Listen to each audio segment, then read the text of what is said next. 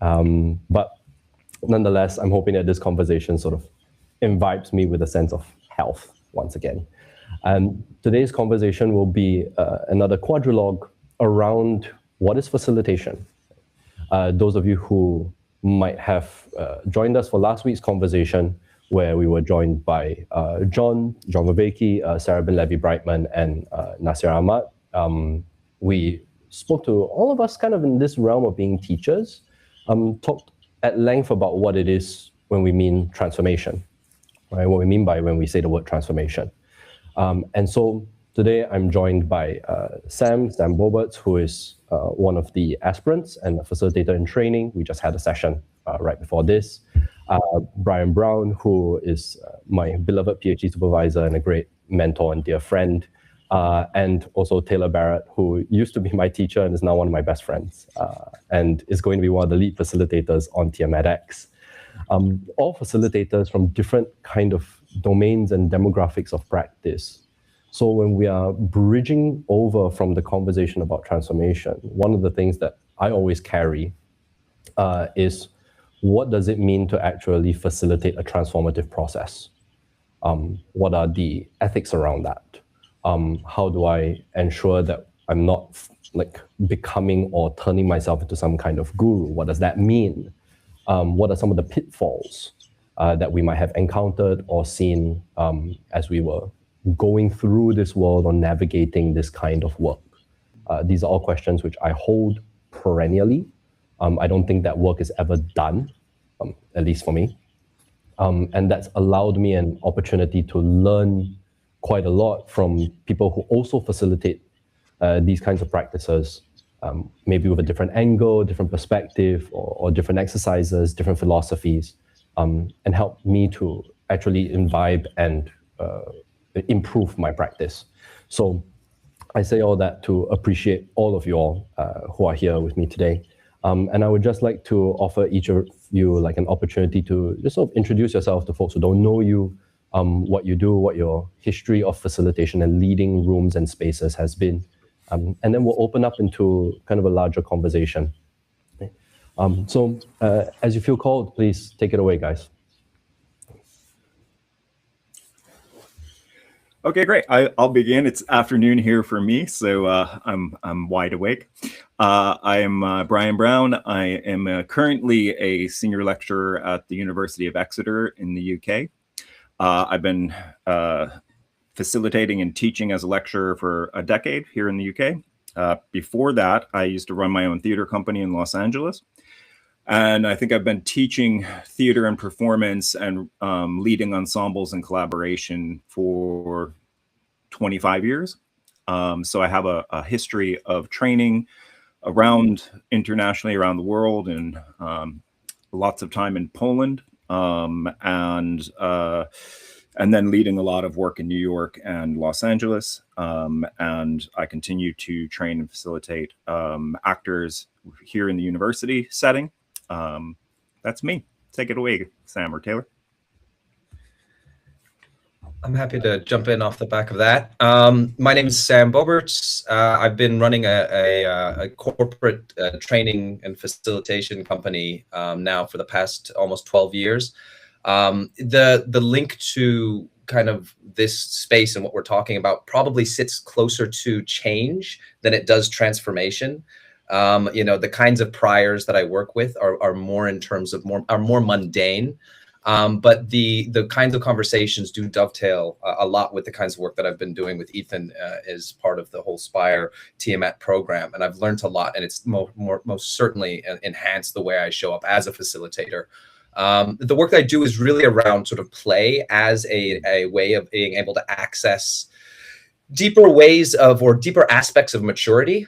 More pro-social ways of engaging. It often comes down to communication, but will always, if you go far enough upstream, be a reflection of oneself. And so there is elements there that really does come forth in the way we use different types of practices. We draw from theater. I mean, historically, the business itself was started by my mother, who was an actress and a theater practitioner. And we joined forces together once upon a time to kind of bridge that world and kind of come into the corporate space to use play as a way to kind of as a catalyst for people to explore things in a way they wouldn't otherwise have the opportunity to. Yeah, so my name is Taylor Barratt. I'm based out of Canada, the Greater Toronto area. I've been facilitating for about 13, I guess I'm in my 13th, 14th year here. And most of the, the previous experience to what I'm currently doing has been in the authentic relating and the circling space. So running, groups here and drop-in workshops, trainings, courses, for at least the last decade. Spent a lot of time in design in terms of like workshop design, as well as, sorry, it's very early. My brain is still waking up, as well as course development. And that sort of led me to meeting John Vervaeke just right before COVID. And then starting to a lot of synchronicity with what John was putting his attention on in practice. So spending the last, I guess now 5 years, wow, time flies, sort of working alongside John and with John. And that shifted over to an online platform called Awaken to Meaning, where we've been running it, sort of treating it a bit like a practice dojo, moved into picking up the training stuff that I was doing back with Authentic Relating Toronto and bringing that into this platform. And starting to move into some corporate consulting around this work, their ecology practices. Yeah, I think that's probably enough. Right. Taylor, you're coming in a little bit soft for me, just so you know, so we can adjust that a little bit. But sure. I think something that I've sort of been holding is this, it's kind of like this gray area between facilitation and teaching. Because there's a lot of overlap for me, and even from like curriculum design, for example, as a facilitator and as a teacher, I gotta know what I'm bringing into the room, just in terms of material, but the orientation seems different somehow. The relationship between myself and the participants or students, right, is also different, and I kind of want to like perhaps draw enough of a distinction to help open up this conversation a little bit more. One of the things which ended our last conversation was a lovely question from Sarabin around what is transmission, right? So what is a transmission of a particular body of knowledge or a tradition, especially when we're talking about practices that are embodied and need to be done, how are they transmitted? So that's your dog, Bryan. Yeah. So, I always have this question around like, well, what am I transmitting, and how am I transmitting it, and how do I know, say from a design perspective, what needs to be transmitted or what doesn't? How do I stay dynamic to where my participants are at, for example? What do they need? So I throw all of this kind of on the table as things that we can potentially pick up, but they're loosely around, like if you think of the umbrella as being transmission as a theme, right? What is the distinction between facilitation and a more explicit kind of like teaching capacity, I suppose, right? Or orientation underneath that. What do you guys think about that? Yeah, I mean, I'd certainly like to start. On the teaching piece, I mean, maybe slightly overly simplistic, but I would say the teaching is more about a transfer of knowledge in general, right? Like in a very sort of overt, tangible way. Like here's the piece of information I want you, say the participant, to get. On the facilitation side, I think it's important to draw distinctions, and I tend to use the distinction of facilitation versus leadership, but we don't have to use that one, but I'll say what I mean by that, because to me, leaders are still facilitating. You can learn how to facilitate a Vipassana breath meditation, and you can repeat that facilitation, right? So like facilitation, right? It means, it comes from the French, right? Facile, to make easy. So you just help the people, the participants, have an easier experience with what it is that you're doing in your workshop, whatever the thing is, if it's a meditation or something. To me, you were talking about the dynamic piece. To me, that's more of a leadership thing, that sort of my experience comes from the idea of surrender. And that's more of like putting your attention on what's emergent, really tracking and holding the group and trying to determine what the group needs and being dynamic enough to make the change, to sort of like step away from your preconceived plan that you might have as a facilitator. Like, we've got a 5-hour session. This is what I think we need to do in it. But you get halfway through and you realize the group needs something else, or something's not quite working. You need to be flexible and dynamic enough to make that shift such that you can still deliver, at least in my opinion, the experience that you're wanting them to have without, top down forcing, like, well, we're just going to get to the end regardless of what's happening. So I think that's more of a leadership thing, like a dynamic. You got to track a lot more than you do when you're just like, okay, is everybody, you're at the front of a yoga class, okay, is everybody sitting proper? Okay, is their posture proper? Okay, great. Next, you move on to the next step, the next step, the next step.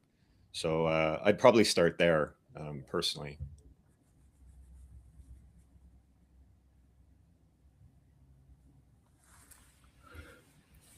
Yeah, I think that I'm just resonating with what you were saying there, Taylor, and trying to think about my experience of teaching in sort of in a university setting versus teaching or facilitating in a kind of theater training setting. And either way, I think, like, the knowledge element of teaching, right? Like, I think giving a lecture is clearly feels like, you are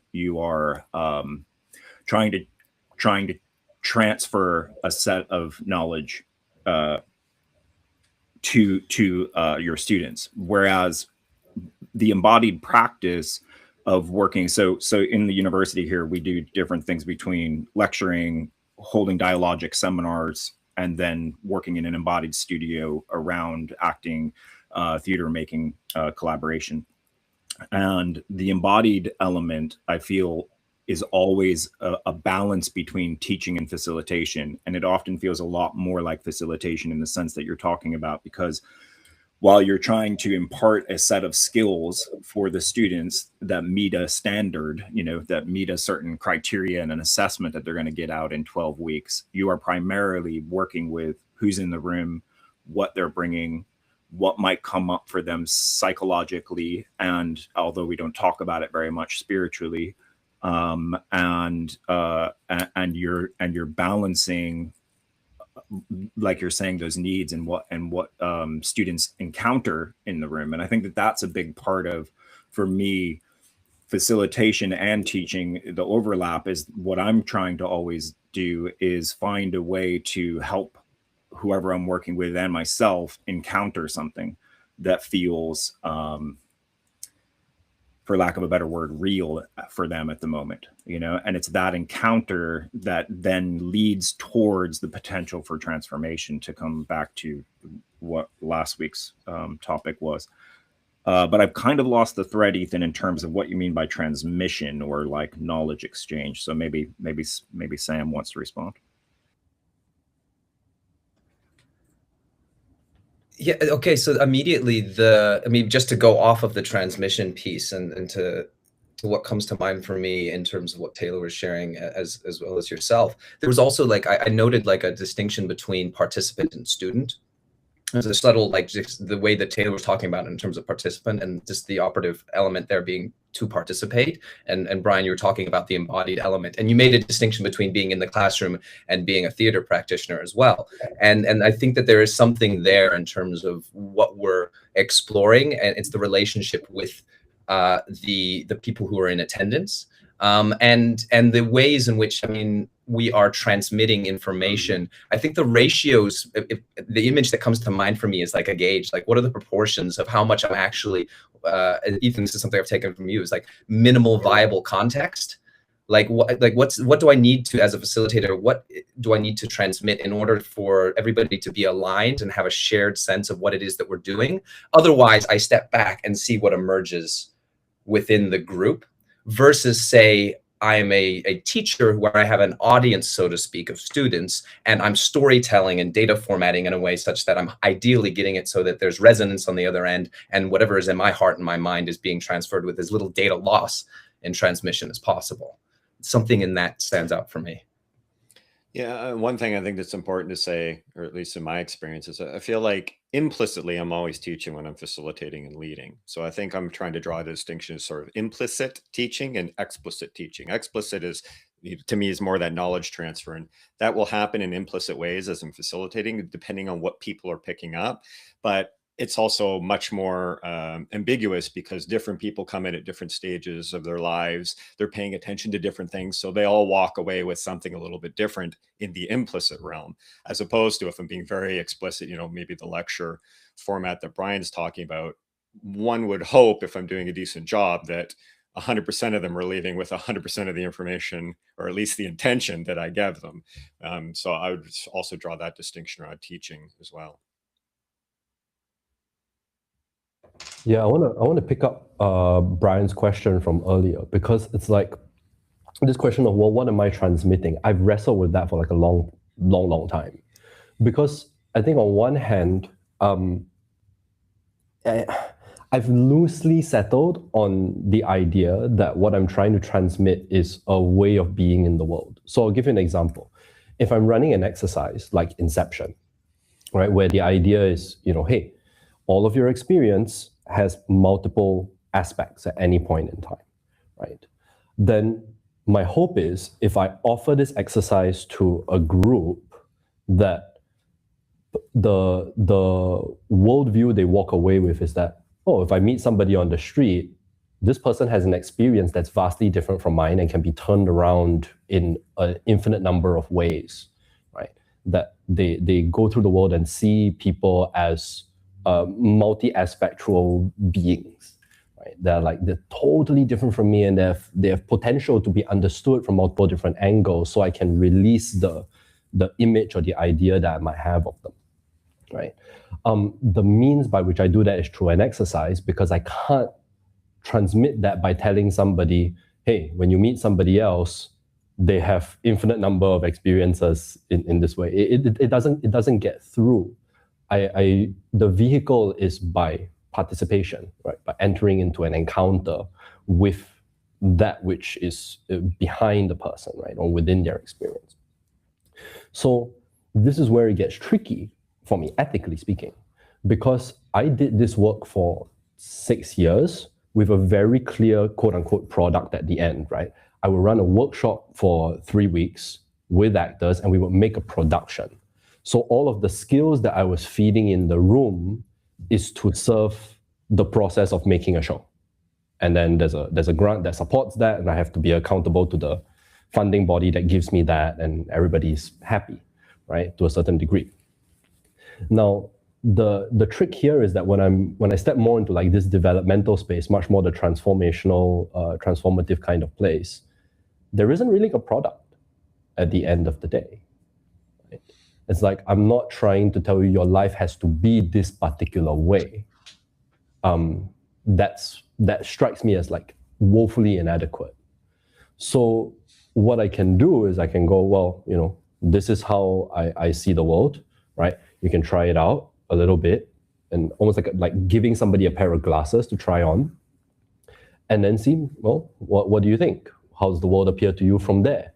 And then that leaves them the choice to go, yeah, you know what? It's not for me. Actually, I prefer this pair, right? But the onus is always on them to be able to have that choice and, I suppose, an alternative way of being in the world that they might not have encountered before, or aren't used to exploring, because it was never presented to them. So in that sense, I see that as distinctly different from teaching in the sense of transmitting a set of propositions or a set body of knowledge, right, by which can be held to a certain standard. So, sorry. Yeah, so that's kind of where I'm like partially so cohering, partially what was sort of walking around, but then it also implicitly points at, well, not making it explicit, right? But pointing at this thing of like, well, if we don't have a product or an end goal that we're trying to reach, then what are the pitfalls along that path? How do you guys manage that? And what are you paying attention to when you're in a room and trying to offer people an experience And so we can sort of, I think it's starting to narrow down, but it's like transmission, normativity, what's the standard? How do you do that? One quick thing that I would sort of say is it sounded like you were starting to talk about what I would hold as a distinction between teaching and training. Sort of training somebody, right? You're talking about a way of being in the world. Another way or another frame is to use John's frame of, training for a meta optimal grip, right? A stance that you can hold in the world such that it requires the least amount of effort to move into all sorts of, into attack, into defense, those sorts of things. Of course, not literally in what we're doing, but in, figuratively. So I would also sort of set that up as most of what I do is more of the training variation of teaching. I do a lot less propositional. I do bring in various different theoretical frameworks, that I think are helpful for people as the glasses to try on. As a tool of like, there's lots of different ways to look at one's experience. So let's try this one. How does it make sense to me? Okay, let's try another one. So this is where we get into, different people's work in terms of, behavioral science, cognitive science, these sorts of things, psychology, etc. But, I'm not particularly heavy on that because I believe in the importance of people having, direct participatory experiences, right? The agent arena relationship tends to be the thing that helps us be more dynamic as a participant or as a student in the world. So I guess ultimately, in many ways, the thing I'm trying to transmit are the various different boundaries within an exercise that helps us touch the potential of what we're trying to do in any particular exercise. I've often used the analogy of the gym, right? We go in, to do the gym rather than work on our muscles. We do it on, sort of, capacities or these emotional or cognitive, these imaginal, mindful sort of capacities. And we just try out these different machines to really build these muscles up such that when we, another thing I've said in the past is, the thing about, why do you go to the gym or why do you stay healthy? And it's like, you do this repetitive sort of thing, which in this context would be practice. And that helps you such that in the real world, you can move a couch up a flight of stairs, like you don't have to turn around and pay somebody, $2,000 or whatever to move your house if you don't want to. So it just allows you to do things in the real world or in the day to day that, that they may not otherwise be able to do if they don't go through some form of this training. And then, of course, a big piece of the training is the teaching. So, yeah, I mean, in terms of transmission, I think that's, I want to empower people to use the wisdom of their own experience, for them to adduce, to use, some terminology we use, who they really are. But I think, the big piece of it, is the thing I want to give people almost every time is a frame break and a reframe. So meaning, how did they come in seeing the world? I think it was you said this, Ethan. And then I want them to see the world slightly different when they come out, which is something that, Guy Sengstock's been saying for some time. And then John's brought more cognitive science to it. So, yeah, I mean, there's that whole other piece about, caveats and what we're paying attention to in the room or whatever, but which we can get into, but I would say that as well.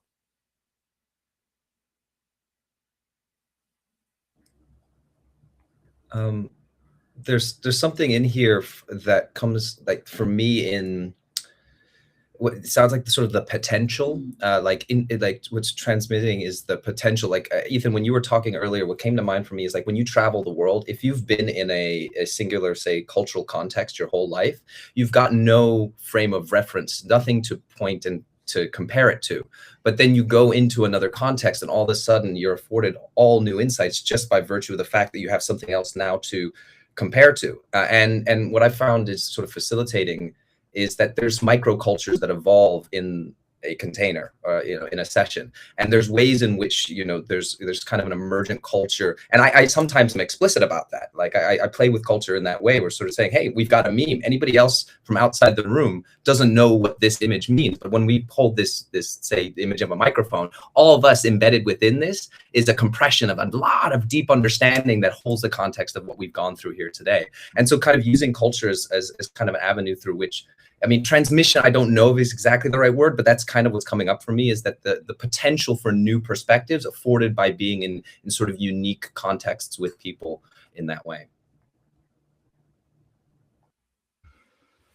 Yeah, absolutely. And I think connecting or building on that, Sam, and is that notion that Taylor's bringing up around participation, but also around. I would just maybe give a little caveat to what you were saying, Taylor, around training. That training um, is also participating in the world, and is also participating in changing how you see yourself, not just how you see the world, but right yourself in the world as well. And so my specialty is in performer training. And I think when we talk about like teaching and facilitating, for me, the question always comes up of, well, what I'm actually doing, no matter what the structures or the container might be, whether it's, a very clear class or module that I'm teaching at the university, or if it's, as you're saying, Ethan, like I want to, I'm working with a theater company to make a performance at the end. Whether it's the assessment at the end of the module or the performance at the end of the theater, neither of those products are the reason that you're training for what you're doing, right? You're training in order to continue to develop your potential and to challenge yourself. And it's when those two things meet that, in that kind of flow state world, that we feel the most activated and we feel the most engaged, and we feel, I think, when we feel like our real selves are coming forward. And that's what we're actually aiming at and aiming for when we're doing our embodied experiences or our embodied experiments, right? And I think this is, for me, thinking about a university context, this is when it gets a little tricky, because what we do in our drama department is really focus on embodied experimentation. And that kind of level of teaching is an ongoing training that we're developing, in a capacity that we're trying to develop in our students. And it's a very different sort of thing than what you would do in a math department. And so when you're trying to talk to colleagues in a university and structure what the university is, like right now, sorry, I'm just going to go on a minor tangent.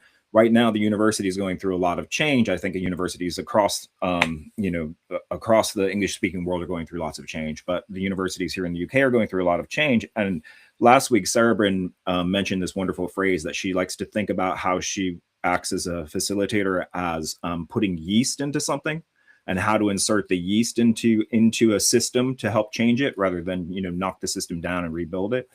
And I thought that was such a wonderful metaphor for thinking about how you make big changes in something as institutional as a university.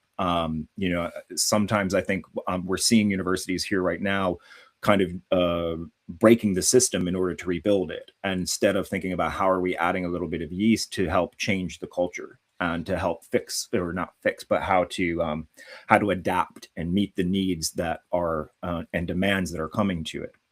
And I feel like training, when you're really engaged with the training, or I guess what I would say is my role as a facilitator is similar to that. I'm looking for how am I inserting the yeast into the participant culture that we have, to help catalyze that kind of experience where you encounter the right kinds of challenge that help you to bring out your potential.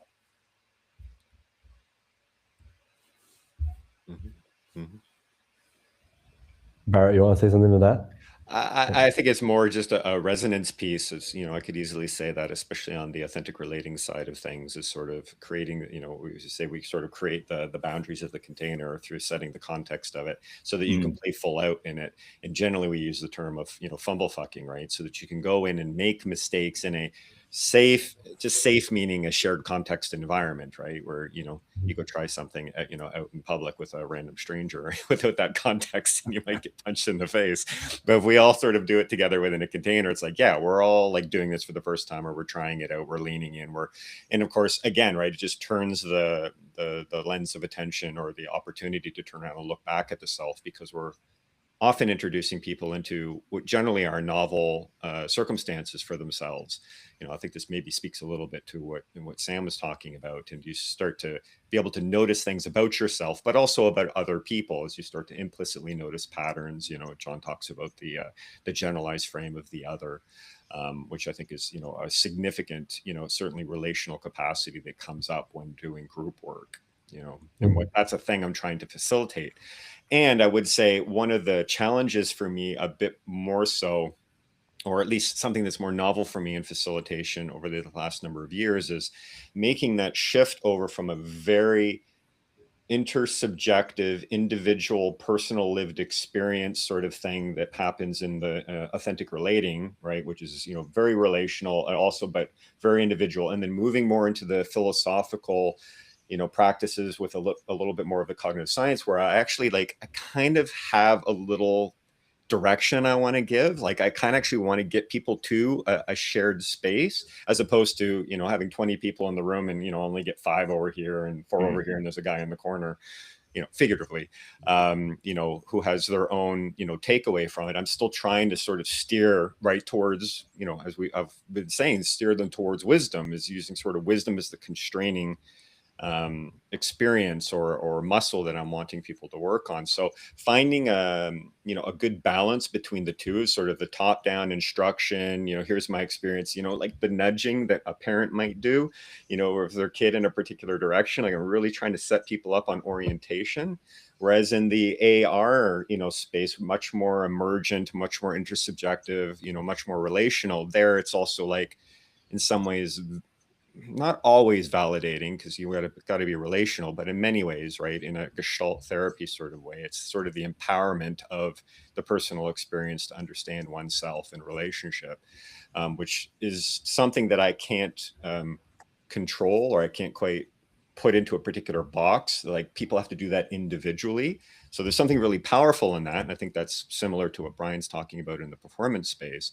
But then there's also something really powerful on, I think, on the philosophical end of things, of like trying to find right orientation. It's maybe a bit more of a Buddhist sort of piece here, but it's just like right orientation, right effort, right proportion. There's just something about that, because otherwise, people who are lacking the boundary structures or whatever of the potential, weaponized empathy, there's all sorts of, things that can happen, implicitly through the work, that if not sort of given a bit of an idea of like, well, I kind of want to move it in this direction. And then if it's not for you, that's fine. You don't have to. Okay. But, if this resonates for you, let's all go together in this direction. So. Yeah, I really appreciate you naming that, because it gives me quite a good, strong sort of spectrum from which I can tie, I think, a few things that I'm hearing. So as best I can, pardon me, I'm ill.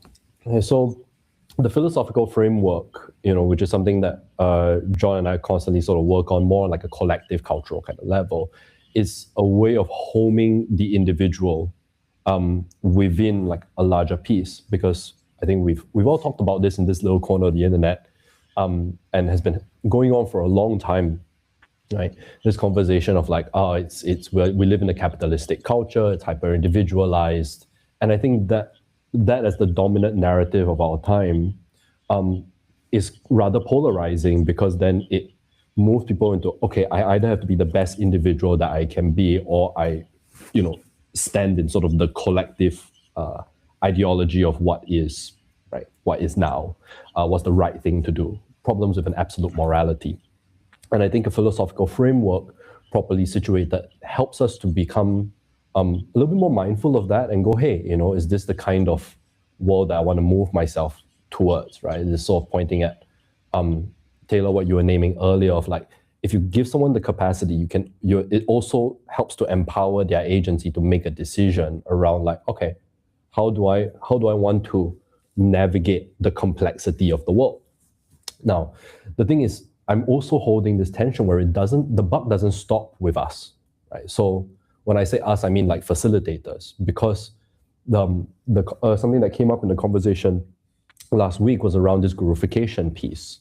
I'm always aware of the ways, even if I'm not aware, someone will make me aware, that as I go in trying to create a yeast injection rather than infection, someone will come to me and go, the way in which they interact with me is almost as if implicitly I need to offer an answer for whatever is happening in their experience right now. And I tend to hold that pole of like, I know only as much as like I know and I can offer my perspective on it, but it's not mine to tell you what to do or what not to do with your life. That can't be the case. And in that sense, I see myself much more as a trainer, or much more in a training space where, if you come into tier 1, right, one of the first things that I say is this is not a safe space. What that means is you're going to hit challenge. You're going to be, you're going to have contestants, like in a sense of contest of perspectives of something, because the idea is without any kind of resistance, you can't develop the competence to move yourself forward. So you need to have a little bit of noise instead of all just like signal coming from the tower radio, right? And even as I was learning to facilitate, right, this kind of stuff, I have a master's in facilitation. It doesn't mean I know how to do it. It means that I have that perspective, right? I still learned a lot more I learned a lot from Sam, right? Even though he's learning from me, I learned a lot from Bryan, I learned a lot from Taylor, I learned from John, right? So I'm aware that as we go into TMEDx, part of the orientation is that, hey, this is a kind of like a train the trainer type program. Loosely, it's the beginnings of that. And being able to say that, try this out. If you want to take this up for a longer period of time afterwards, that door is open. And I say this to sort of preface a question that came in the chat from, I'll highlight this here.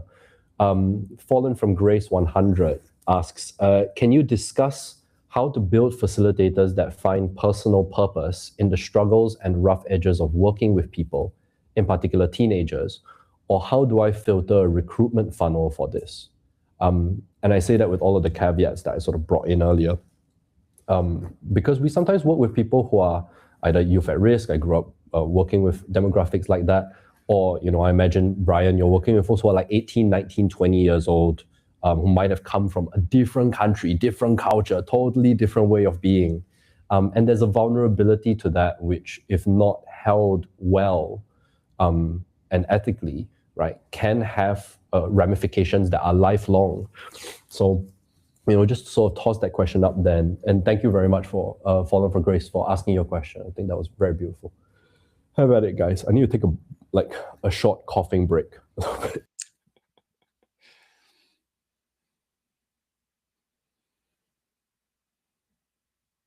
Sorry, Bryan, my attention's on you. It's like, I got things I could say, but actually I kind of want to hear what you have to say.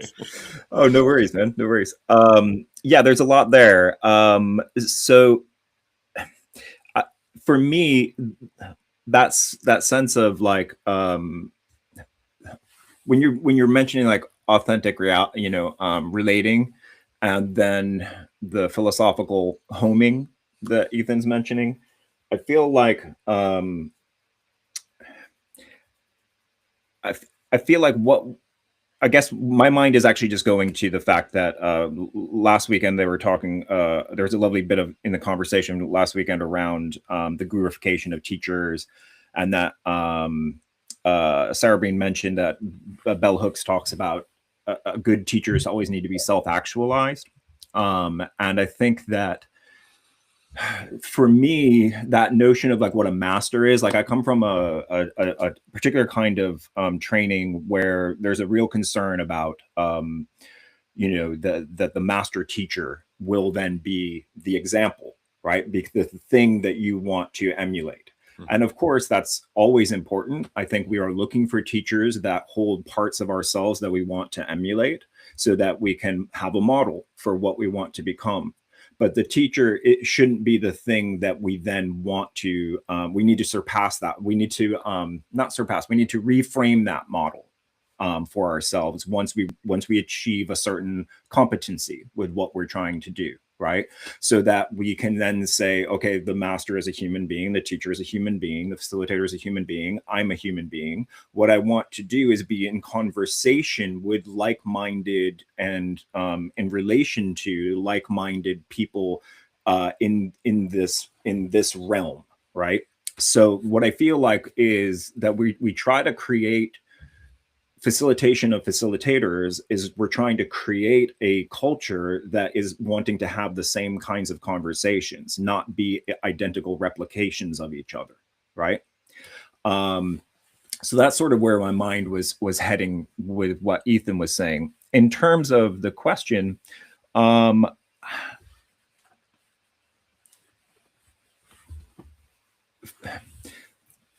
me, it's really about, it depends on what sort of work you're trying to do with the groups that you're trying to work with. So I think I would need to know more information around like what they're trying to facilitate with the teenagers. But I think that two things. One is you have to be able to have a space where you can step out.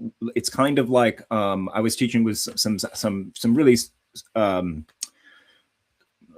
methody kind of acting recently, where students were really stepping into characters and stepping into intense emotional states, and they were wondering what happens when you're done. Like, how do you step out from it? How do you warm down from the character? How do you move out of that space? And so I was sharing some of those some techniques for that. And I feel like facilitators who work in intensive emotional or spiritual spaces with other people need that same thing. They need their own rituals to be able to step out of that facilitator mode so that they can give themselves personal space and step into a different orientation of how they operate in the world. But I think you also have to, so part of it is creating a container where you can step out from things like that, but then also creating containers that feel confident. I mean, that's some other group of actor trainers that I know, we were talking about, instead of safe spaces, creating confident spaces for our students, right? And that seems to me like when you've both, Taylor and Ethan, talked about safe space, what you're really saying is you're trying to build spaces that are confident for the participants to engage with the risks that they are going to meet and need to take in those situations. And so I think like, you know, in creating a facilitators program, you need to be thinking about what are the containers that the facilitators need to operationalize in the workshops, but then also what are the rituals and containers for them to step out and have their own spaces. Yeah. Yeah. I mean, I'm hearing, you know, in that context is king. You know, that really defines so much of what one has to put their attention on as a facilitator, especially if you're, you know, designing something, right?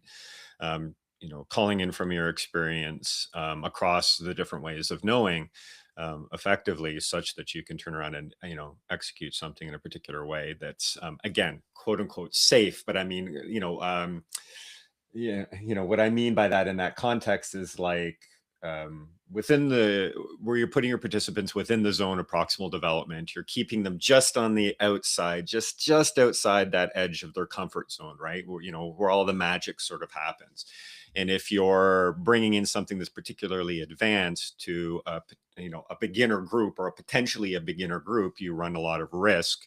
You know, things like emotional dysregulation, if you don't create the context to integrate those sorts of experiences, or you don't offer people tools to integrate those, you know, you run into certain problems. So yeah, I think, you know, all of that is, you know, starts to become really important as you're trying to figure out who this is for, this thing that I want to offer. You know, and this is one of the things that I often run up against, which is why generally I start, you know, when I start a training course or, you know, a multi-day thing, I try to treat everybody at like the base level, at the beginner level, even though there's going to be people coming in with a fair bit of experience, because for me, I don't know in a random group of people that I'm not filtering, I'm not interviewing to try to get some sort of sense of where they're at and how much experience they have. I got to treat everybody the same so that we bring everybody up with the same context and experiences. So, you know, I scaffold everybody up, but from the beginning, it's very rare that I offer something in, you know, more advanced or even intermediate that I open to the public without some sort of prerequisite or without some sort of prior experience with that particular group. You know, the unfortunate thing about that is it means I'm going to miss out on some people who are certainly qualified to do it. But the benefit is, the ethical benefit is that I'm less likely to bring people into novel, um, uh, you know, potentially risky sort of experiences. Now, those will happen, you know, as we often see, trauma is always in the room. And a mark of a really good, again, I would say this is more of a leader than a facilitator, is knowing, tracking that, noticing where it's coming up, and perhaps how to address it or to give it its appropriate space.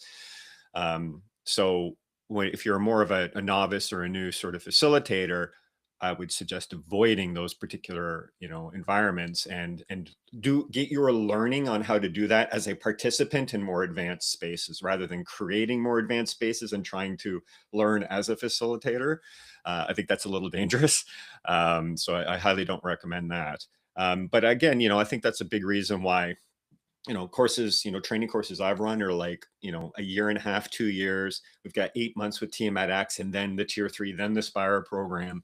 I mean, we're talking about multiple years, and it's not so much that it takes, you know, 2 years to get all the knowledge transfer that's there. It's to be able to embody what it is that we're doing from the proper seat of orientation and execute from there. I mean, and you need time to do that. We all need time to do that.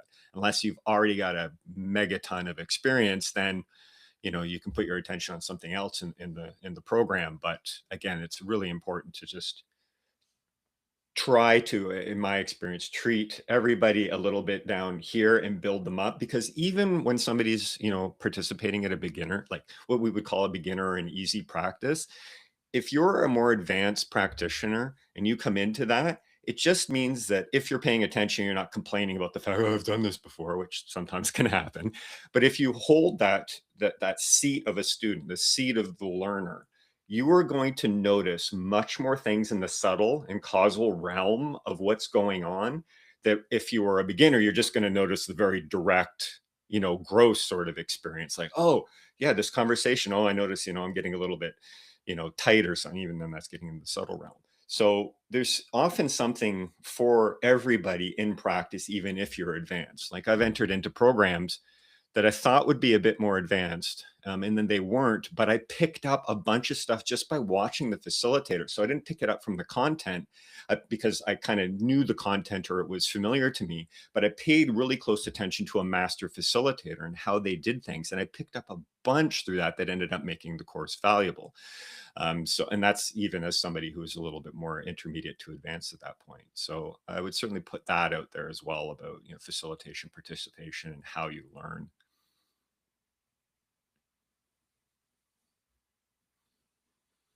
Yeah, I just resonate off of that. Sorry, Sam, real quickly. I just resonate off of that, Taylor, that it's so important to pay attention to facilitators, teachers, and really putting yourself in multiple situations to watch and learn from other people. I mean, I feel like, again, going back to that notion of like the modeling of the master, as I was saying, I feel like so much of what I've done over the years has just because I had really amazing, powerful teachers who I wanted to emulate, and I wanted to explore what they were doing in my own way. And so I started to then just take the risk, or I was encouraged actually by my partner to start training actors and leading ensembles. And I was trying to emulate what I was resonating from good teaching. And then I would always talk back to them. And I started to teach, to connect to them as mentors, because I needed to ensure that what I was doing was actually not, you know, as you're saying, like kind of not informing more trauma for people, you know. And so again, having that community of networks of people that you can keep learning from and talking with and being in conversation, I think is a key element of all facilitation. Yeah, that really, in fact, I think that what you've just shared there kind of is shifted, but also amplified what I was just thinking a moment ago. And maybe the caveat for me is that the spaces that I'm in are there's, as Taylor, as you said, there's always trauma in the room, but I'm working in a corporate setting where I'm really, again, it's more growth, it's more change, it's less dramatic transformation. I'm not challenging hyper priors that are going to create some kind of cascading like realization for a person. If that happens, possibly over coaching, that can be, but it's always pointing in the direction of what is possible. We're always grounding it in just something as, let's question what success means. Like, let's just let's challenge what that is. Let's look at what our beliefs around that are and create a higher resolution sense of what that could be.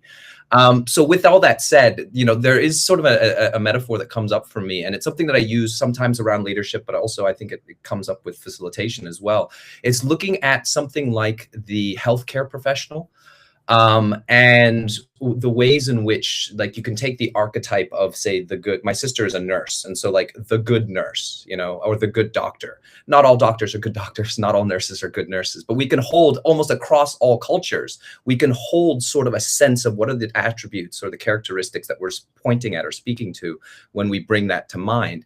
And there's something about dealing with trauma and meeting people there's a sense of humility that good practitioner has, where they go into it and recognize the complexity of human biology, for instance. And there's a sense of humility that they come into, and yet they still need to balance professionalism with compassion.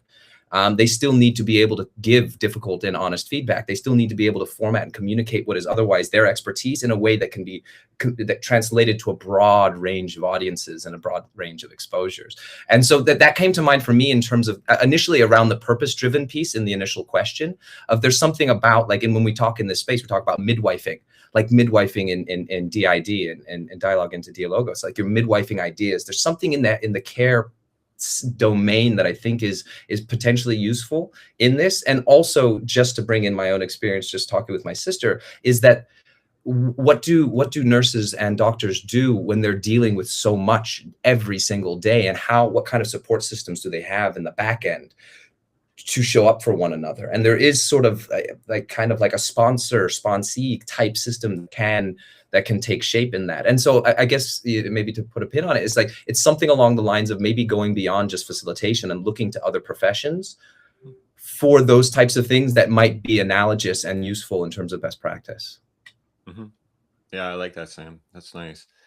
I just wanted to mention, or sort of speak to one thing that I don't think I got to speak to, and I don't know if we talked too much about it, but sort of going back to that question about the guru, and it was you, Sam, by naming humility, that I think is really the key piece, that draws a distinction. But I mean, somebody can come in and say they're humble, and they can act humble, and they can, cardboard cutout of what humble is, but behind that they have a really sort of fixed idea of, like, no, it's this way, it has to be this way.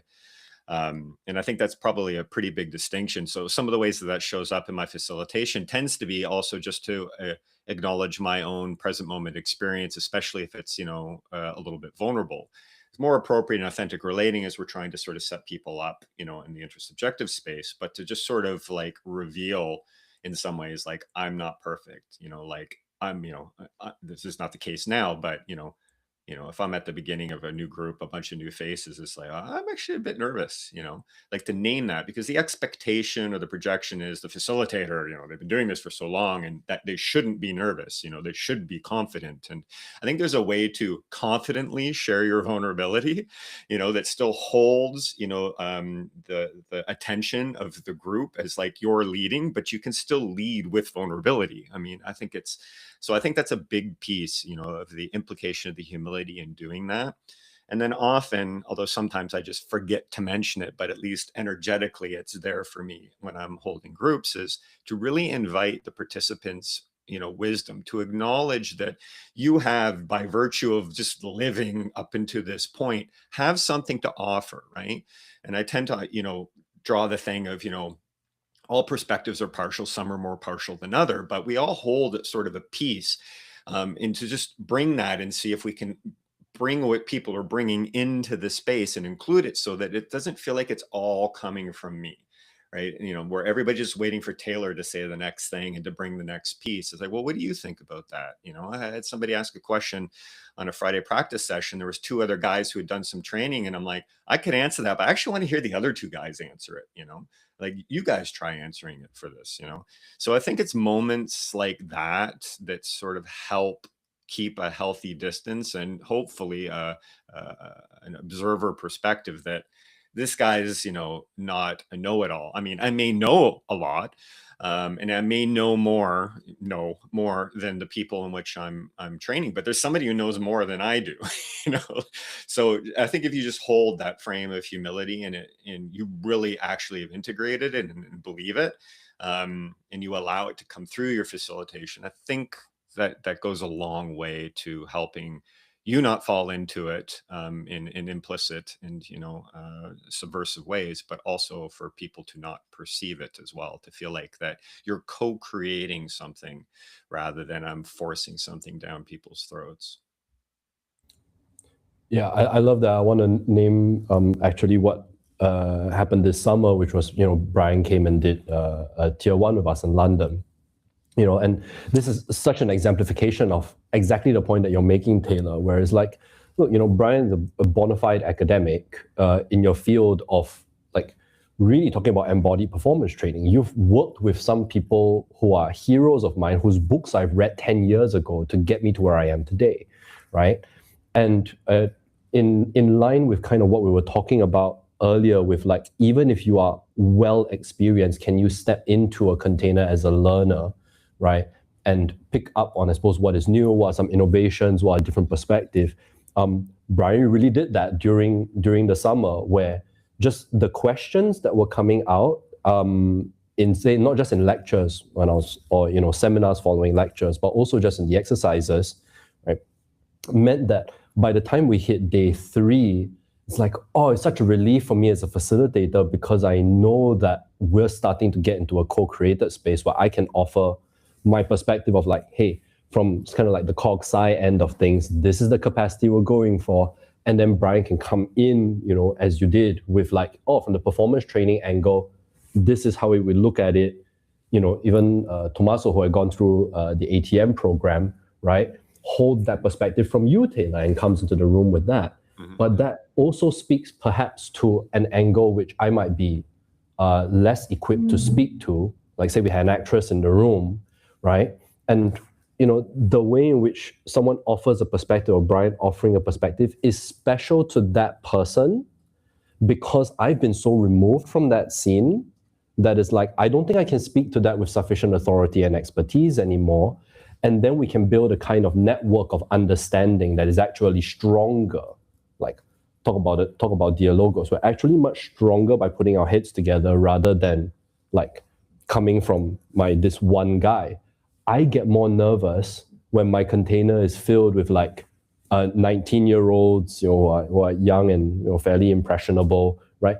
I shake in my boots because of that, because I'm like, do I have folks around to offer different perspectives? And even especially coming back to Fallen from Grace's question around like, how do we train facilitators? Something I've learned just by having folks like Sam and Ellie, who's next to me, like in the room, is that facilitators in training are closer to the experience of participants in a way that I might not be, right? So I can come in with like a ton of like Cog-Sci, and Ellie and I have talked about this, being on a complexity train. I'm on that train 3 stops down the tracks, and it's like I leave it to my facilitators to, my co-facilitators to help me go like, wait, hang on, we're not here yet. Like, we're not there yet, right? And so there's sort of stops along the way that can help scaffold that. Now, why I sort of want to name this is because I want to almost sort of like teleport us into the participant's point of view, right? Even though we have experience running rooms.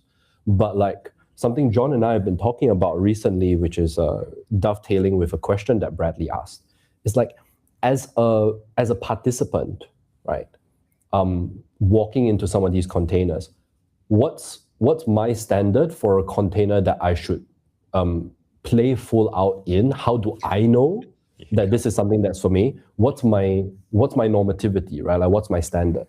John and I have been saying that, like, well, or at least John was saying this, you can see it on the IG reel. Comfort cannot be your standard, because that falls into a place of like, oh, meaning is my own personal possession, and I got to keep it precious to me. But I also know that like people like that are out there, right? And potentially even watching this as well, right? I don't want to give at all the impression that, oh, you have no place with us. No. What I am saying is that, like, how do participants make informed decisions about the kind of containers that they want to step in? And Bradley's question is, I'd like to hear you talk about safe spaces and how you cultivate a container in which participants can play and experiment without safety, given the necessity for trust and safety in order to create an expansive sense of exploration and play. So if the assumption is that we need trust and safety beforehand, then how do I as a participant know a container that I should step into or one that I need to stay the fuck away from? Right? Yeah. So there's a long preamble, but I need to pee. So I'll listen. I'm stuck in here, guys.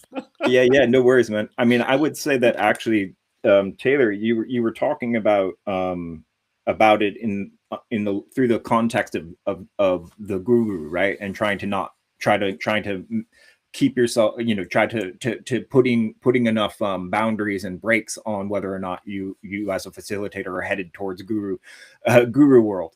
But actually, all the things that you were saying, I felt were answering Bradley's question around comfort and safety, because like by being a vulnerable, humble facilitator, by you are already opening up the space for trust and that you yourself are naming what doesn't always feel comfortable, and therefore it gives permission for everyone else in the room to do that as well. And I think also like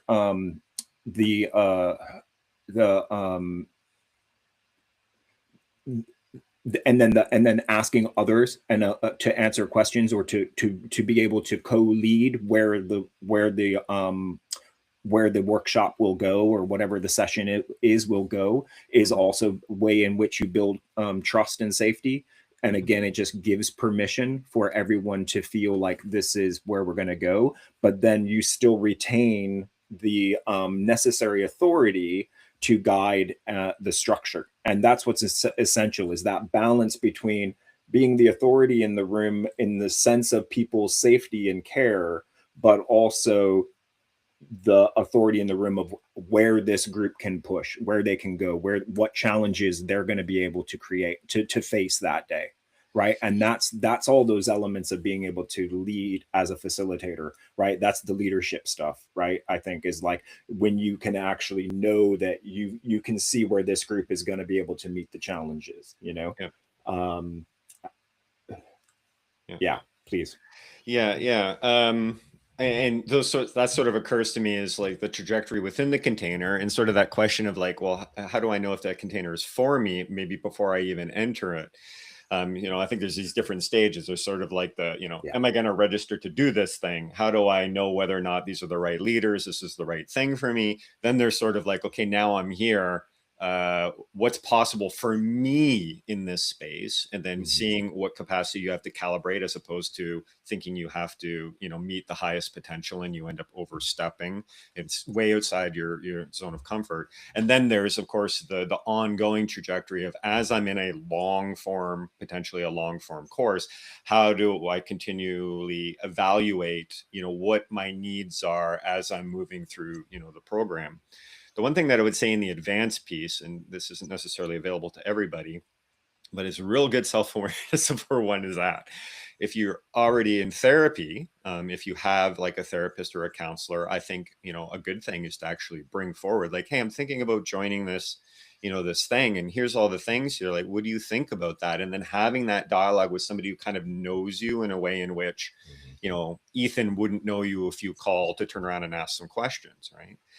If you don't have that, then it's certainly to come forward, reach out to the facilitators, the leaders, the organization before you register, and sort of, to the degree at which you can, be pretty upfront, like, oh, sometimes I struggle with dysregulation in these particular environments. How do you think this might work out for me?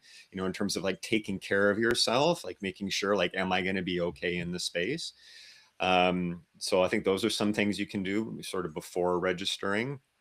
And then, of course, when you're in it, it's sort of that question of, okay, well, what's possible? And, going back a little bit to, I don't know if it's specifically a guru thing, but a facilitation thing is certainly in the authentic relating, but I also offer it a lot in the ecology of practices, although sometimes we're doing a very specific thing. So you can have your own interpretation of it, but there's sort of like, you kind of got to do it this particular way.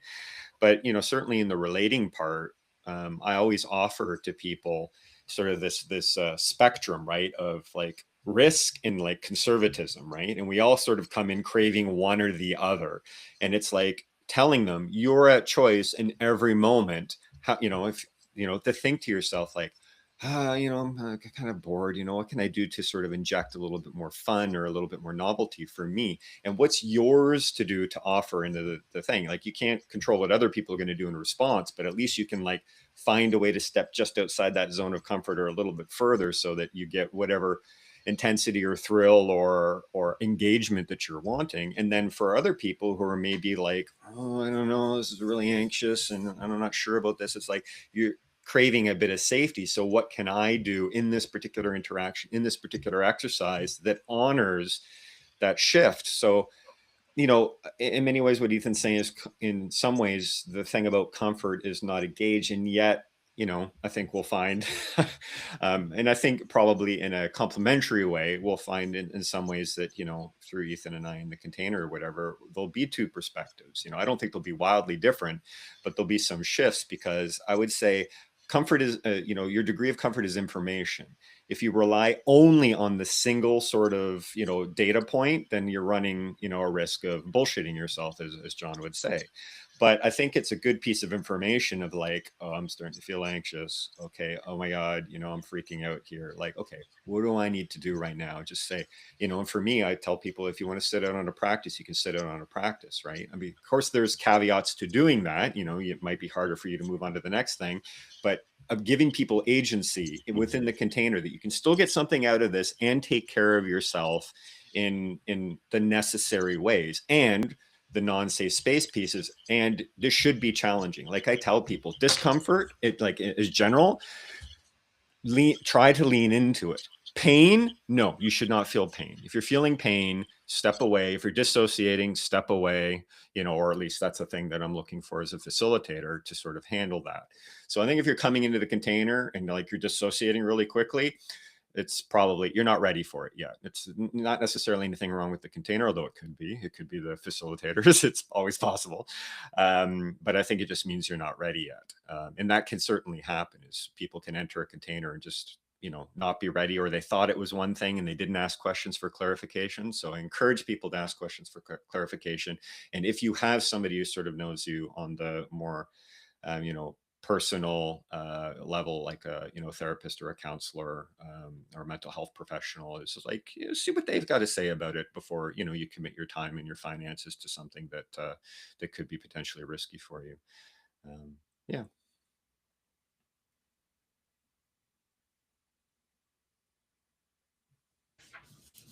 I don't have much else to add to that. I think everything's already been laid out really nicely. It's just a small thought that comes to mind for me around this, which was more from the position of I'm doing research.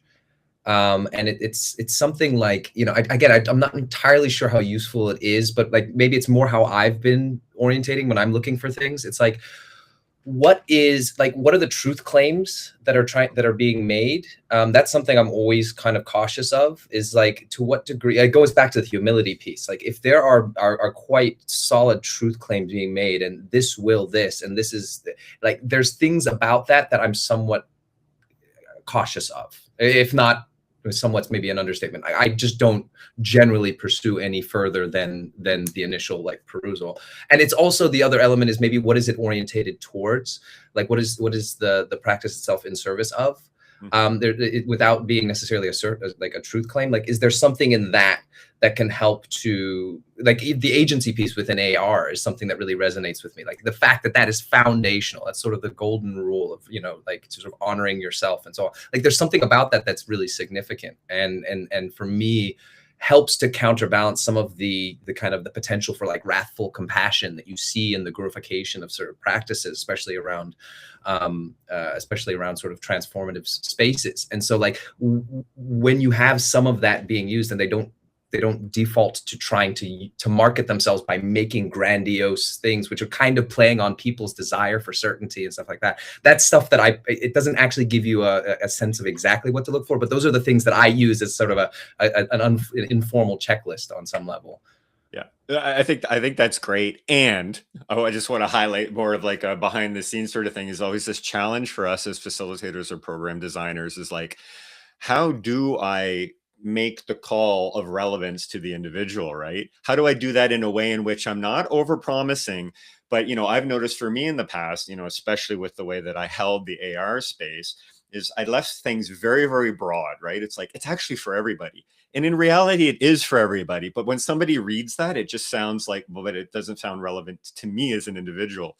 So sometimes there is sort of that, that challenge that can come through in sort of marketing material of like, but I think it's a good thing is like, if you're reading it and you're like, maybe reach out and just say like, oh, I want to talk to you about this. Like, what do you mean by this particular line? Like, can you actually deliver that? And then, can go into more detail, add the extra paragraphs that we left out for brevity's sake so that somebody's not scrolling through 20 pages of, caveats to every particular claim that's being made.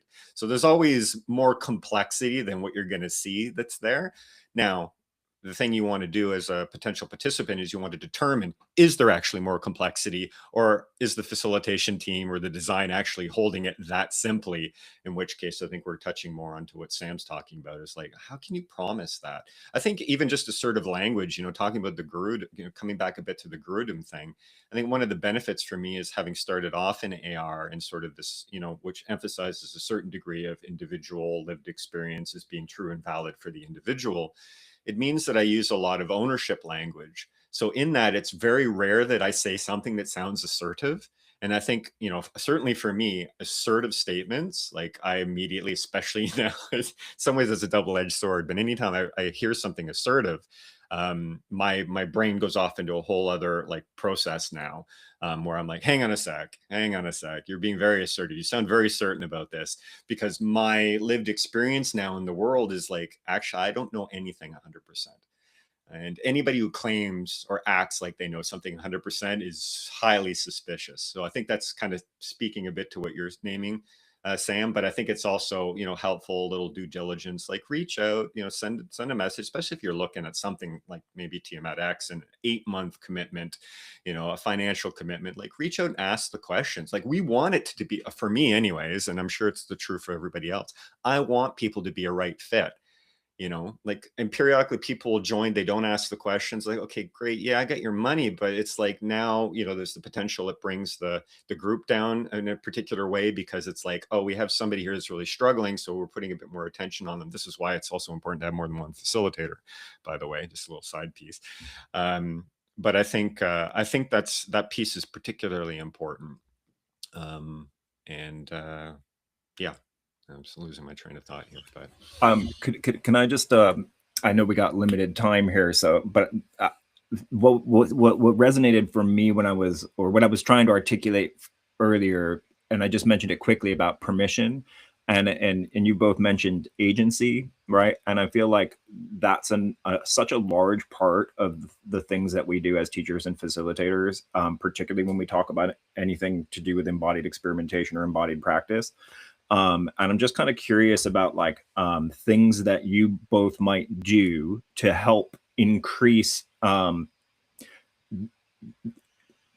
agency within the participants of your experiences, but like how do you encourage a level of permission to be in the room for people to take the challenge that you want to offer them? I want to jump in on this actually and sort of build off of what you were saying earlier, Taylor. But also just for my personal enjoyment, I want to send you off to that space. I'm very certain that if it's kind of like context is king, right? So there has to be a clear normativity for any exercise. Now, this means that by virtue of experience, right, I know that if I run a certain exercise, there's a very high probability that you're probably going to experience something like this, okay? So, for example, if I'm going to be running an exercise that its objective is so that you know how to keep an attention on your inner experience, including like somatic shit, you know how to track your somatic reactions, right? Like your breath, muscular tension. When you're in a state of arousal, I get to tell participants, you're probably going to get pretty like aroused, not sexually, but as in like emotionally aroused. So we're going to rile you up, right? Otherwise, the exercise doesn't work. And then what we can also do is we can draw the opposite line that goes, but if you're starting to dissociate or you're starting to hear voices, or you're like in pain and you can't hear people talking to you, right? Or your sense of reality is starting to fracture, then, step out. It's okay, raise your hand, let me know. I'm more than happy to come over, right? And help calm you down, and then we'll work that out. But I think that's where the teacherly authority holds perhaps the most weight. It's not to say that I know the truth of what's happening to you right now and I'm going to tell you your story to sense make this into your life. But it's that, no, if I set up a game, I roughly know where the game will take you. And then I also know where it's not supposed to take you. And I can tell you, this is the thing that we're aiming for, right? So that's how I would kind of like offer that piece. But then also there's this other thing that I think Taylor and I sort of might come in from different angles, which is something like a degree of granularity. So, Barratt, you come more from sort of like a more dialogical place, right? Where, at least in terms of domains of practice, I come from a more embodied sort of piece, right? So the things that Taylor is looking out for are things that I look out for, even though we've talked about them and learned, I think, from each other what we're supposed to pay attention to that might help us be more supportive and attentive as facilitators, still primarily has a default difference. Because what I'm looking for is things like, okay, where are your eyes, right? Like, where are you perhaps looking, right? I'm looking for tension in the body. Someone might be speaking up here, but actually their leg is like perpetually like shaking, right? That's going to stand out to me much more than hearing somebody go, yeah, I feel really calm. But if we have multiple facilitators in the room, there's a way in which we can go, like, have you been tracking that? Oh, I've been tracking this. That doesn't show up for me, right? Let's find that, not in the interest of diagnosing somebody and going that, this person shouldn't be here, but so that we can go, okay, there's a couple of us that's tracking a longer term pattern here, it's showing up in certain ways. How can we support them, right? Like, what's necessary? Who needs to be there to really go, hey, what's happening here? Rather than finding some kind of like authoritative algorithm for how it works and how it shouldn't. So in that sense, I think when all of those pieces are there, my hope at least is that participants recognize some degree of that structure, which we explicate in like a context setting kind of piece, right? Hey, we'll be tracking this, we're doing this stuff, right? Such that the participant feels like, okay, great. If I know that that's the case, then I can lean in a little bit more where I might not in another place, right? Or trying not to, they're more willing to explore and push up against something, and then maybe ask a question later to myself or the facilitators just to get that second opinion, right? Or a third opinion or a fourth opinion. So that's what I would say to that. So I want to piggyback a tiny piece onto that. I think another, going back to Bryan, sort of this question about, how do participants sort of find the idea that they're being accepted and can sort of fully be in the space. And it's a small thing, but I think it's a very important thing. Often when we do a practice and I go back to the group to sort of debrief the practice, I will just say, what'd you like about it? What didn't you like about it? Like, I'm inviting sort of the negative that could be in the room. Like, that's okay. Bring that. You upset, like, you confused, like, so I think this is, again, that thing, right? Context is important. Sometimes, those types of shares are important to the workshop's intention. But a lot of the stuff that I do, it's bringing that in, like inviting it. And then, of course, obviously what we were talking before is how much can I model it as well, so if I'm in an intersubjective practice, like actually bringing someone more like, I'm kind of suspicious, which might feel really risky for anybody else to turn around and bring, because, that might enter into conflict. But it's like, again, confidently being in this place of like, conflict's okay. Like, conflict is just, it's another tool. It's another, container for the exchange of information. And some people really avoid it. And culturally, we're sort of, implicitly programmed to not, do anything that might create it, which, in many ways is very wise and safe. But within the container of understanding myself and relationships, so trying to invite that even as a facilitator, rather than just like, validating everything the other person's saying, right? Because I'm also holding this context of like, you bring your own wisdom. It's like, that's real and true for you. But when you say it, I actually get really upset and angry. Right. Mhm. But I'm owning it. That's me. It's not like you're responsible for it. It's just like, and hearing you say that, that's how I feel. So again, that ownership language piece, that invitation into the broad range of the emotional experience. And I think the more in which, and that, again, this is where it's helpful to have other facilitators or support staff, is because they can really model that very quickly at the beginning of a container. Whereas if you're an individual, it's harder to do that. You only get so many opportunities to lead that. So, again, tying in that question of, is this a course or a container to enter? I think in many ways, if we've got more facilitators, speaking to what Ethan was saying, you have access to more distinctions, perspectives. Even if they're granular, they could land much more solidly for you to hear, the other one.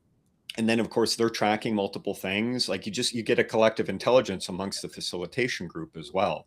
And I think that's actually something that is going to be very present in the in-person team at X containers and in some of the online pieces as well, where there'll be, a decent brain trust of people of experience to hold those perspectives and to track different things amongst the participant base that helps ensure or at least mitigate the risk of a bad experience. But I think it's in service of helping everybody feel met or accepted where they're at in their development, progress or trajectory. Yeah, I actually want to ask Sam and Bryan, both of you, sort of because to my understanding of kind of the spaces that you have both been in and run, they're quite monadic spaces in a sense that, like, I know, Bryan, we've talked about this, like the more theater laboratory kind of structure tends to have like one person who becomes the sole authority of, at least in performance training, what is real, what is believable, what is true, which don't get me into the philosophical caveats of that fucking problem, right? But how do you come from a tradition like that and recognize, so almost like the weight of the developmental endeavor that's in front of you as a teacher for younger people in a university context? And how is that perhaps different, from the demographic that you tend to meet, Sam, these are working adults with very, for the most part, I hope, right, like stable lives and jobs and families who, like you said, are not necessarily looking for like the next enlightening transformational change, right? But actually just looking for like the more small everyday shift. And what's within your guys' sort of like capacity to hold, I suppose? Like, how do you navigate that?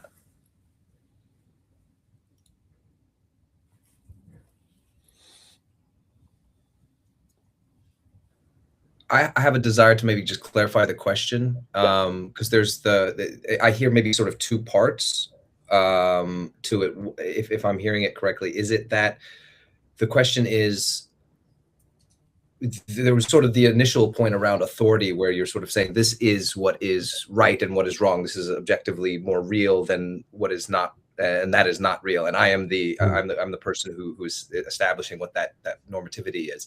And then the other side of it is with again the piece around working with professionals. What exactly? And maybe I don't even necessarily know. Like what exactly? Like when I'm working with people in that business context, is it my coming in there where I'm not a professional in their industry? Like, I'll be working with, say, a group of lawyers, or I'll be working with people in the tech industry where I'm not coming in there to be an expert in anything. I'm there to kind of just facilitate particular types of conversations. Yeah, so I mean, you've already started to kind of like answer that question. It was like, how do you manage the expectations and the stakes of the kind of intervention that you're making, right? The kind of experience that you're facilitating, because you all come from such radically different demographics with different stakes, different sort of, I suppose, risk mitigation, things like that. So more prodding the ethical question, I think. Yeah. Gotcha. Thanks for that. Bryan, is there anything that comes to mind for you that you'd like to add? Yeah, I mean, it's. I guess I would just say very quickly, like the first bit of the question, Ethan, is I had two very important and amazing teachers and mentors for me, Stephen Wong and Raina von Waldenberg, who both,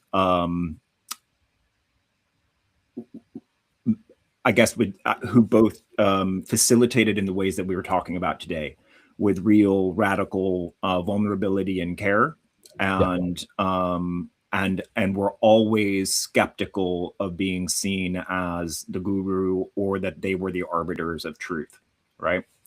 But were very good at leading the actors that they were training towards an experience that felt authentic to them, and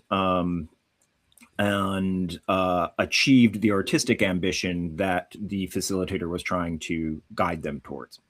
And I think that that is the thing that I have always tried to model, and that piece is what I am interested in as a facilitator, and really as a human being. What I find myself aroused by, attracted to, are moments where you feel that somebody is in that flow engaged state, that they're conscious, that they're aware of the choices that they're making and wanting to enact, right? And so even when I'm training professional actors, or if I'm training young people in a university context, I'm always trying to look for the same thing, which is how. This is why I asked about permission. What I'm trying to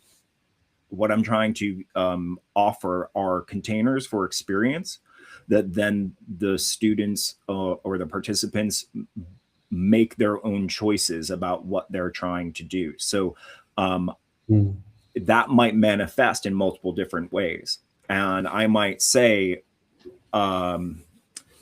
that doesn't, I might use a shorthand, and I'll say that I'm using a shorthand, like, does this feel real to you? Or that doesn't feel believable to us as watchers. But then we'll talk about what does that mean? And what we're trying to do is that what we're trying to get at is how we sort of montage our experience into a believable performance, and how we do that is different for everybody, but almost everybody understands when they see and experience somebody doing that it feels genuine or authentic, right? So I guess that's one way of talking about what I'm trying to do. The other thing that I think you're trying to get at is what are the ethical implications, is kind of what Taylor was saying, is that, like, I will always provide space for people to step out, for people to not engage. I will always see when students or participants are, as you were saying, Ethan, kind of going into a disfractured space, and I will try to then make an intervention immediately to help, which might also just be like, hey, it's okay, why don't you just step out and take a break,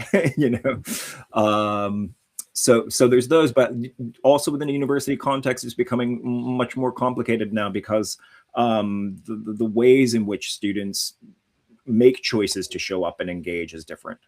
And so I find myself really questioning this a lot right now around, how much challenge can I present them? Because they're coming in with so many different experiences, and there are all sorts of new rules around legal terminology and what we can allow students to do. And so students being able to want to step out of the space, to not want to attend, to not participate in certain ways. And so there's a constant dance there around what are we trying? I mean, so I guess what I'm trying to say is that when I'm asking, like Taylor was like saying, what do you like and what do you don't like? When I ask students to give me that information, sometimes they have a hard time even saying that. And so then the amount of information I get as a facilitator is limited. And then you're really in a kind of complex experience, because you're trying to push a group further into their potential, but you're not getting enough information, and a lot of the information you are getting is visual and sensorial, and so you're making intuitive guesses about how you want to lead them rather than verbal conversational reinforcement, if that makes sense. This is why we like the ecology of practices, because they can opponent process one another, right? Absolutely.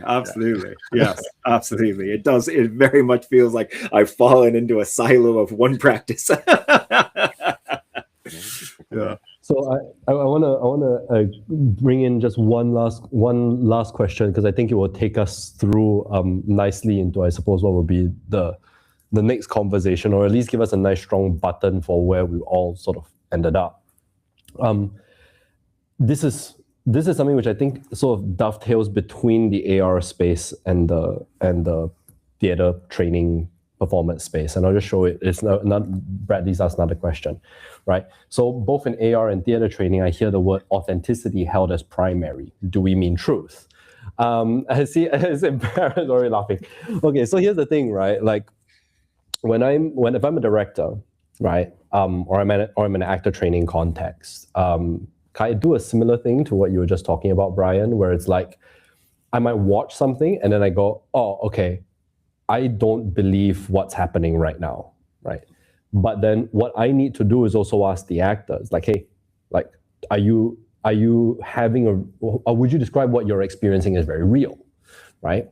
So the idea here being that the truth is neither from me only, what I see is true and real, and then what you're feeling is shit, right? But the opposite also cannot be the case, where it's just that, oh, I feel this very strongly, therefore it's real and authentic to me, independent of what anyone else sort of feels, right? What I'm trying to do is to get a sense of, okay, is your inner experience coherent with the way that is being perceived? How are you sense making that, right? Do I have the opportunity to come in and go, I'm not sure about that, because this other thing was happening here, right? Or I've seen you behave in a particularly different way in this way. And it's not to, I hear this is a very unpopular thing to say, but I'm particularly allergic to that sense of subjective truths, CHROOFs, right? Truths. If they are only in service of creating a kind of buffer from connection with other people. Because so much of when I talk about being in the world, part of that is the in the world bit. I'm not just being, but I'm also aware of a kind of cultural proclivity towards authenticity, insofar as authenticity is me, how I feel, what I think is true, and therefore it is. So, I think this is kind of coming back to Bradley's question. I'll post that up again just so we have this. Show on stream, right? I hear the word authenticity held as primary. Do we mean truth? So in short, my answer is no. But truth and authenticity are two very different things. But that's why I'm in this context with three people who will have different perspectives. Right? Let's see if we get somewhere. I mean, I think in some ways that there's actually, so both of them are being named, but I think they may be in service of different things. So in some ways I shouldn't speak to this part, but I'll at least share what my interpretation of it is.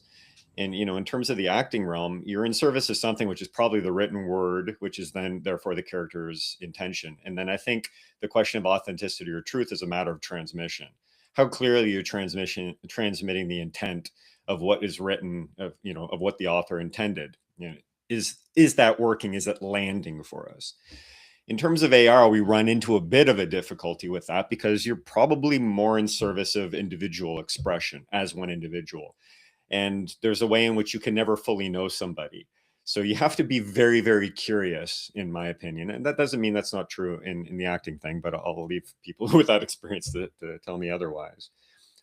So I think, you as a facilitator, or you as somebody in relationship with somebody, who's participating in sort of an intersubjective relating space, you want to remain curious, because when somebody uses a series of words, I mean, I could just as easily say, well, what do we mean by truth, right? In terms of that question, right? so, that's almost an infinite regress of what do we mean by this, by this, by this, by this. So, we want to try to have at least some sort of shared normativity of what it is that we're talking about. But I think in AR, it becomes that individual expression. At least that's the thing that we're trying to encourage, as you had said, Ethan, right? And as I often say, where your outward expression more accurately reflects your inner experience, which is another form of transmission. It's just, I don't actually know what your internal experience is until you attempt to articulate it. And then it lands for me as a yes or a no or a Usually it should be more of a get more information because you're probably missing something. And that could be true in the actor realm as well. But I think you're in service of something else. And therefore, in that you have to separate individual, although you want to bring a piece, I imagine you want to bring a piece of the individual because we need these experiences to turn around and reenact particular emotional pieces. So you do have to call on the individual, and there is going to be an interpretation, but there's still a lot of structure or boundaries about what's appropriate within this character or within this story, right? And then, of course, AR being much different because, it's the individual finding themselves in relationship with person A and how they are with person B, and you could appear, somebody on the outside could watch that movie, like, these are two different people. It's the same person, but there's, because there's so much else happening behind the scenes. So yeah, I would say that piece anyways, at least in terms of AR.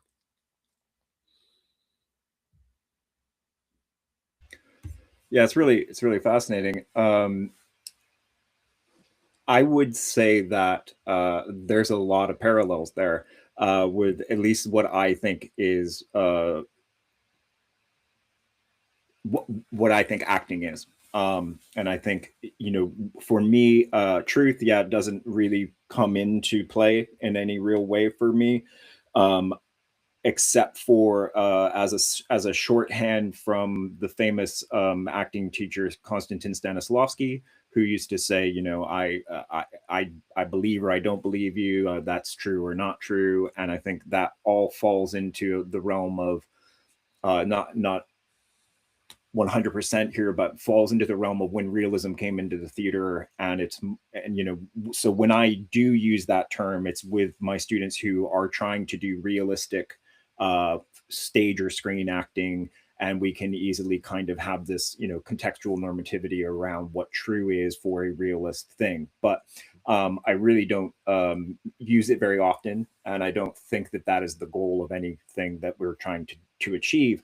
But authenticity is a term that appears throughout the pages of Grotowski's Towards a Poor Theater. And for a long time, I tried to resist it, but I've come to see it differently lately. And I think that it's not so much about the writer, it's about the action. And it's about the individual action that happens. And this is what Ethan was pointing to earlier, that everything wants to, when it feels authentic, it feels connected. And so that the image, the imagination, the association is the term Grotowski would use, the association, the movement, the voice, and the action or the intention behind the action are all connected, and it feels authentic. When it feels inauthentic, something is disconnected. And that's the thing, as an acting coach or a director, I'd be trying to make that connection for the actor. I want to reinforce a kind of holistic sense of connection so it feels authentic for them, if that makes sense. And then the connection, the interesting area for me, Taylor, is that I also work very much as I believe in a relational acting and relational performer training. And I think that, the ways in which we make an action towards one person is going to be different than how we make an action towards it, or the same action towards a different person. And so if we just do the same action towards this one person, it might feel very authentic, it might feel very connected. And then we do it to somebody else, it might feel very disconnected and very inauthentic. And then we start to realize, okay, so it's not the action, it's the way in which I'm relating to the person, or there's some other thing in there that I've got to kind of do some work on. Yep. Yeah. I'm curious, and I think maybe implicitly you've already answered that question, but it sort of occurred to me that one thing that I would want to, and again, you let me know because this is your domain, if I was somehow going to do this like schlocky sort of actor training thing, not having done it before, I would think actually I would want to try to set people up to do more of the AR individual expression thing, like for them to feel, you know, fully realized in their expression before I turn around and ask them to take on some other, you know, external frame of something that's written or whatever. So it almost occurred to me that, you know, and I think this makes sense. A lot of people who do AR do improv classes, not that improv is necessarily acting, but certainly that reaction to the thing that's given, taking what's given and working with it and giving something back, like that, you know, that relational aspect that exists in performance.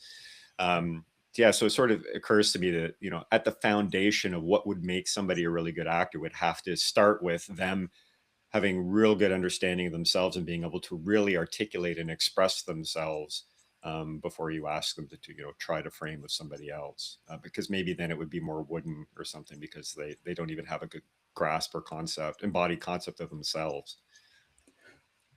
I mean, I would absolutely. I think that, you know, again, from the lineage that I come from, I think that this is what Grotowski was trying to do. He was trying to like strip back the socialization and the enculturation to find like what each individual felt as their authentic self, and then bring that into a character and performances and texts. But I think that also, in my experience, those two things happen simultaneously, and that for many people, having the frame of a character or a text or a different scenario, it's a different imagination to step into, right? And through stepping into that imagination, you start to understand what your actual authentic experience is and what your potentials are, right? So sometimes you need the two to help understand. Yeah, I'm hearing an opponent process. One informs the other, so it becomes relational. Absolutely. Just in terms, nice. That makes sense. Yeah, and that's serious play, right? I mean, just to bring it all back around, right? Like, you know, I mean, I would love to know more about what you're doing, Sam, as in play, but also like that was what the frame kind of John set up for conversation last week, was that, you know, it is the serious play around this work, and that's you know, the two are always informing each other, and that is the risk and challenge that we're trying to operationalize, right? And I'll just share this. It probably makes perfect sense for all of you listening who are involved in cognitive science and neurology in any ways, but for me, I started to get really interested in academically in play about 20 years ago. There was a book that I think it came out around that time, called the Playful Brain, and I you know, there's a bunch of neuroscientists talking about play and the importance of play and development in the brain. And I thought, oh, this will be really great. It'll connect into theater and theater play, and it'll be so wonderful. And the book was basically looking at, if I remember correctly, like guinea pigs and their some sort of rodents, and the ways in which the rodents, like, you know, fight and wrestle to as a form of play. And I was like, oh, that's so shook my brain of like what play is, and you know, because it's not what we teach in theater games generally, although I think sometimes it happens, you know, inadvertently. Some good wrestling and some good fighting, but it's that connection between serious play and that serious play isn't. It goes back to what you were saying, Taylor, that conflict is just another container, right? That serious play isn't always fun and games. It can be performing quite dangerous and violent acts. And sometimes, I mean, you know, this is always sort of a risky thing to bring up, and, you know, noticing our time, I probably can't get into too many distinctions, but you know, there's also that question of bringing people into that state of heightened arousal and then teaching them or giving them a tool or a capacity. You know, this is something that I think it was Sarah Ness had brought forward, and it sort of shift like, oh, I hadn't really thought of it that way. And I brought it to John, and he's like, oh yeah, no, I think that fits. And it's sort of this idea of, when you're at your normal sort of resting state, you know, it's easy to turn around and call on all these tools that you learned when you were in an easy resting state.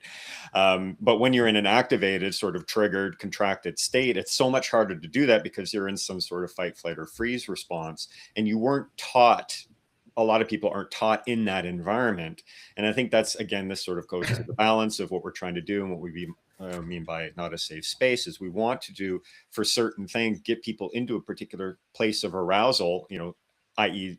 generally in relationally it's some sort of conflict, and then try to enact in the safer space because of the shared context, try to enact the capacities we're talking about such that when we move out into the real world and we get activated, we actually can grab that particular capacity or skill or tool that we couldn't otherwise if we tried to keep the space like safe as people tend to know it, where it's like no uncomfort, and keep everybody just comfort. And you can learn things in that, but you're not going to be able to take those things into a more activated space and call on them.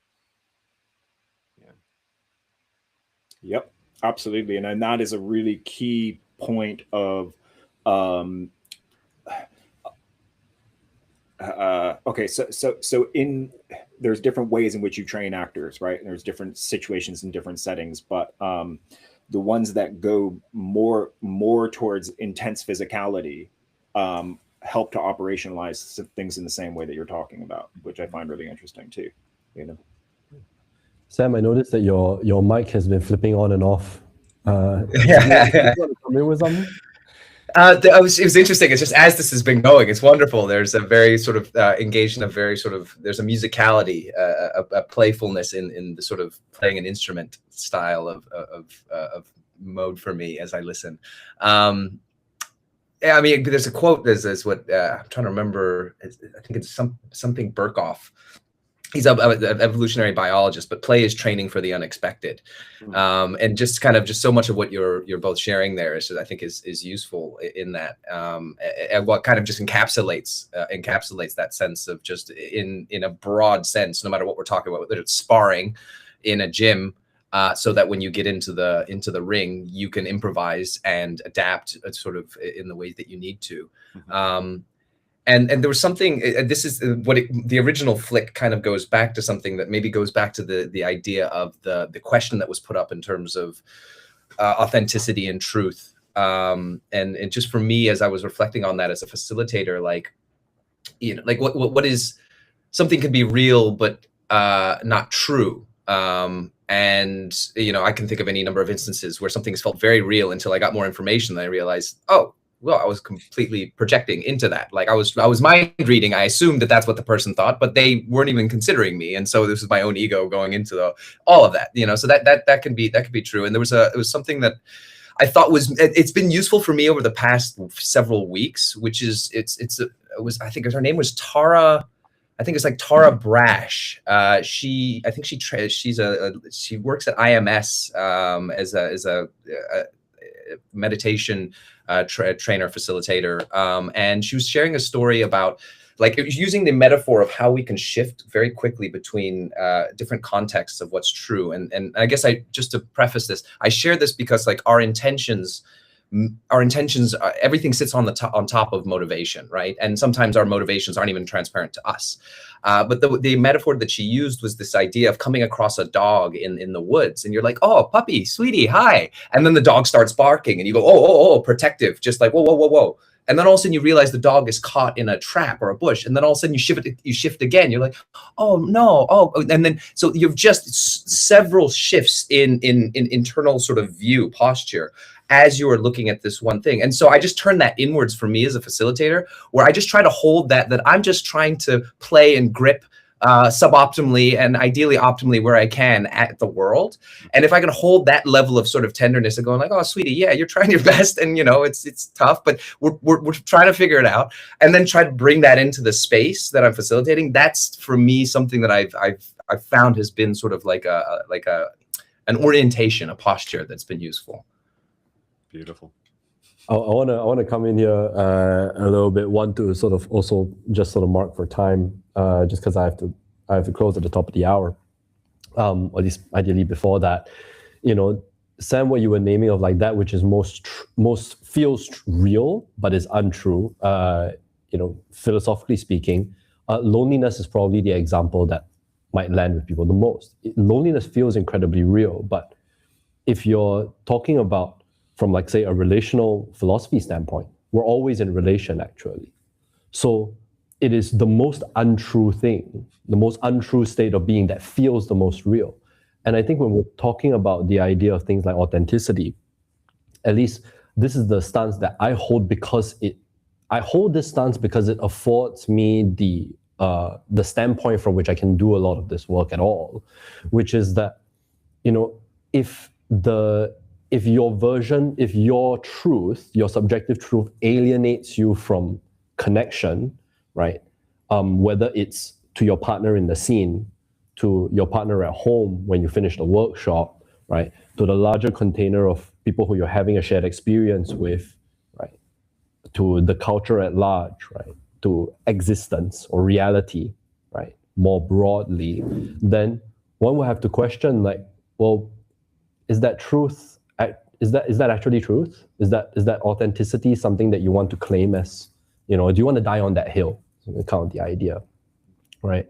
And what I found, particularly in relation to facilitating these kinds of containers, is this notion of, like, you extend regard, right? That, like, yeah, this person is having an experience, and that experience is real and true for them, right? The trick, I think, is how to get that particular perspective in deeper dialogue with everything else that is occurring, such that the truth of what is occurring reveals itself not just to the person, but to everybody else there. Now we have shared reality, right? So I think this is kind of what I'm, like, really taking away from our conversation, because I did not know how this would go. But I also want to round off for time. And I also want to offer each of you sort of like the last word. I have 2 minutes. So I'm like so antsy. I have so much time pressure. This is not even the last meeting I have on my schedule, and it's 11 guys. So please take it away, gents. It's been a pleasure being with you all. Much love. I don't have much to say that I think has already been said. I feel in so many ways kind of complete. There's, we'd just be sort of circling around. So I actually think there's an aptness to the closure here. But yeah, enjoyed this. It was just lovely to be with you all, and to find myself with these slight gradient sort of perspectives on facilitation and leadership, and these experiences is just helpful. It's it reinforces and adds in some distinctions for me. So it's been valuable as well. Yeah, I would concur completely on that, Taylor. I really enjoyed this conversation. Thank you all for having it with me. Thank you, Ethan, for hosting it. And I really feel like I would love to be a participant in the things that you are facilitating, Sam and Taylor, to get a better sense of it and learn even deeper about this. I do think one thing that maybe we didn't touch on more is you mentioned implicit and explicit versions of teaching, Taylor, which I thought is a really interesting topic to take up later in a different time, the ways in which we are implicitly and explicitly facilitating spaces.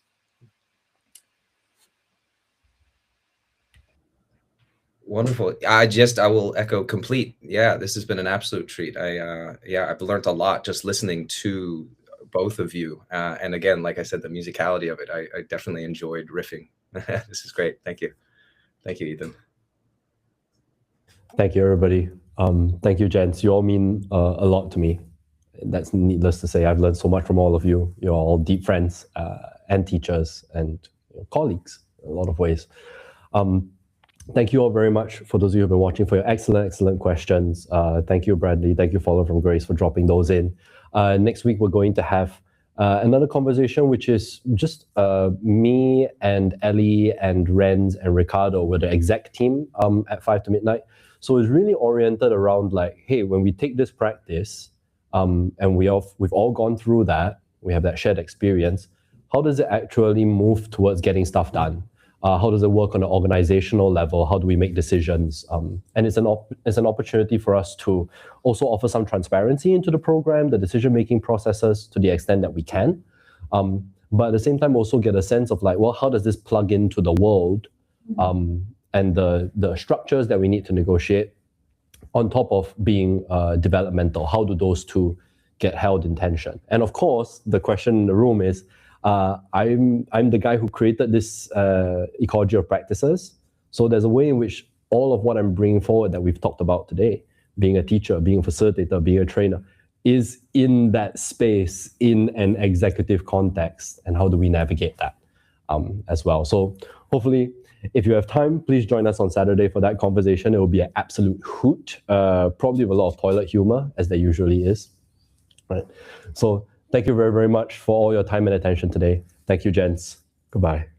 See you.